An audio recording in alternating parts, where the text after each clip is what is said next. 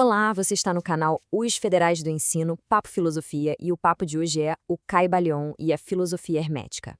Hoje, a gente vai mergulhar fundo numa sabedoria milenar que ficou em segredo por muito tempo. Vamos falar do livro que muitos consideram a chave para decifrar tudo isso. Para guiar a nossa conversa, vamos usar uma imagem, uma metáfora muito poderosa, a de uma chama. Pensa nisso, uma chama de conhecimento que foi passada de geração em geração, em segredo, através dos séculos. Essa é a essência da tradição hermética. E esse trecho que está no próprio Kaibalio captura essa ideia de um jeito, olha, perfeito. Pensa bem, algumas ideias são tão revolucionárias, tão potentes, que precisam ser protegidas. Um bom exemplo é Platão. Durante toda a Idade Média, alguém, em algum lugar, teve o trabalho de guardar esses escritos, de manter essa chama acesa. Se não fosse por essas pessoas, talvez o Renascimento nunca tivesse acontecido como a gente conhece. Já pensou? Séculos de desenvolvimento jogados fora. E aqui que entra esse livro tão misterioso. O Caibalion aparece do nada, em 1908, assinado por um grupo que se autodenomina os Três Iniciados. Ninguém sabe quem são. E é importante dizer, ele não é o texto original antigo, não. Pensa nele mais como um manual, um guia que explica as 7 leis universais, como aquela que diz que o todo é mente. Ele meio que traduz essa sabedoria antiga para a nossa linguagem, para o nosso tempo. Tá, mas de onde veio essa chama? Quem foi a primeira pessoa a acender essa tocha? Para achar a resposta, a gente precisa voltar no tempo, mas voltar muito, lá para uma figura lendária, quase mítica do Antigo Egito. Hermes Trismegisto. O nome já impõe respeito, né? Ele é descrito como um sábio de um conhecimento absurdo, uma fonte de sabedoria que nasceu no Egito e se espalhou por todo o mundo antigo. O apelido dele era Trismegisto, que quer dizer o 3 vezes grande ou 3 vezes iniciado. Mas o que significa isso na prática? Então, para os egípcios daquela época, a iniciação não era só uma cerimônia, um ritual.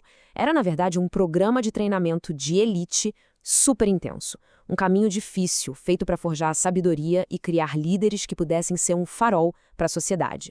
E ser 3 vezes iniciado? Bom, isso aí era o nível máximo, o topo da pirâmide, o verdadeiro mestre dos mestres. A influência de Hermes foi tão gigante, mas tão gigante, que depois da sua morte, os egípcios o transformaram num deus, Thoth, o deus da sabedoria, aquele com a cabeça de pássaro, de Ibis. Aí, séculos e séculos depois, os gregos chegam, olham para essa figura e reconhecem ali o seu próprio deus Hermes, o mensageiro que faz a ponte entre o mundo dos deuses e o nosso. Beleza, mas isso tudo deixa uma pergunta bem óbvia no ar, né? Se esse conhecimento era tão incrível, tão transformador, por que diabos eles o mantiveram em segredo por milênios? Por que esconder a chama? A resposta está numa diferença que, para os hermetistas, era crucial. A diferença entre informação e formação. Pensa assim, de um lado a gente tem a informação. É a tecnologia, são os dados, é o avião a jato. Do outro lado, a gente tem a formação, que é o caráter, a sabedoria, a maturidade do piloto que comanda o avião. A tecnologia avançou numa velocidade incrível, mas será que a formação humana acompanhou esse ritmo? E é aí que mora o perigo. A informação pura e simples, nas mãos de quem não tem preparo moral, só serve para amplificar o que a pessoa tem de pior. Como diz a frase, conhecimento nas mãos erradas é uma arma. É muito mais perigoso um gênio do mal do que um ignorante bem-intencionado. É como dar uma arma carregada para uma criança. Exatamente por causa desse perigo, as regras de sigilo eram super rígidas. O conhecimento era passado de boca a ouvido, sabe? De um mestre para um discípulo, que era escolhido a dedo, só para quem provava ter caráter para lidar com aquele poder. É daí que surgem aquelas frases tipo, os lábios da sabedoria se fecham, exceto para os ouvidos do entendimento. E o mais curioso é que até a expressão que a gente usa hoje, hermeticamente fechado, vem daí. Então, bora seguir esse rastro? Vamos puxar esse fio de ouro da história para ver como essa chama conseguiu sobreviver, passando de mão em mão, através do tempo. A jornada é longa.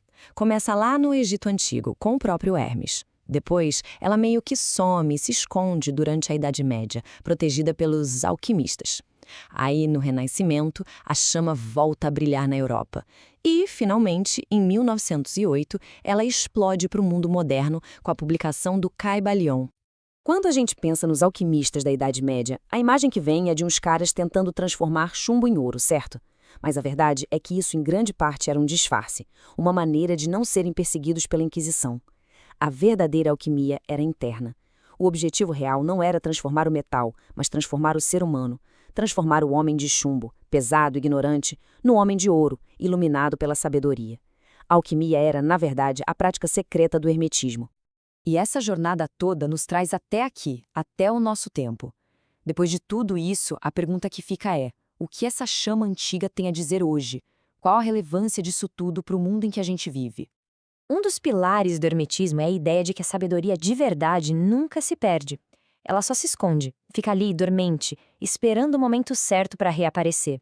E esse momento sempre chega em épocas de grande necessidade, quando a humanidade está numa encruzilhada e, o mais importante, quando existem ouvidos prontos para escutar. E o Caibalion deixa essa promessa pra gente. É uma outra forma daquele ditado famoso: quando o aluno está pronto, o professor aparece. É como se a busca sincera por um conhecimento mais profundo, por um sentido para a vida, funcionasse como um ímã que atrai essa sabedoria para perto de quem procura. Isso nos leva a uma última reflexão. Hoje a gente vive numa era de excesso de informação, né? Tudo está na palma da mão, mas ao mesmo tempo parece que muita gente sente um vazio, um tipo diferente de escuridão. Então, fica a pergunta no ar. Se esse conhecimento antigo sempre reaparece nos momentos de maior necessidade, por que será que o interesse por ele está explodindo de novo com tanta força justamente agora? Federais do Ensino, um papo melhor para um mundo melhor. Produzido por J. Nascimento. Se você gostou deste conteúdo, deixe seu like e siga as nossas redes sociais. Federais do Ensino, papofilosofia@gmail.com